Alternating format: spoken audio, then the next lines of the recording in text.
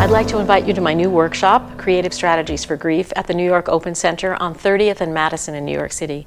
It begins on January 30th at 6 o'clock and runs for 5 consecutive Thursdays. In this workshop, we're going to be using the tools that I recommend in my book and using that acronym WHOLE as sort of the strategies or the pathway through how to help other people. So the first session is going to talk about what happened, because it's really compelling to tell the story of your grief. So how to help clients express their story, how to help them talk about it, and also to look at different ways that that story can be shifted, like looking at the story from not just the event, this is what happened is a terrible thing, but also the story of the relationship and the story of how you changed through that relationship.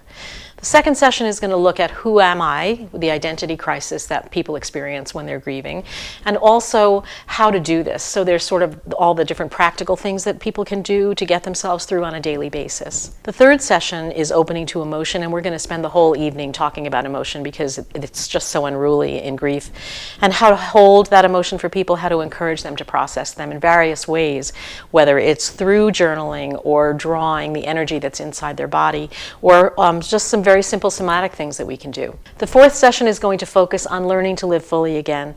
So in that, we're going to talk about how people can look at their relationship, the relationship that they had with the person who died, how they've changed from that relationship, and what they'd like to bring forward.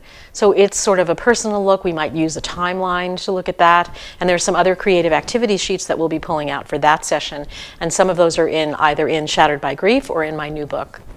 And our last session is where we're going to pull the whole thing together and talk about what it really means to become whole again after somebody dies.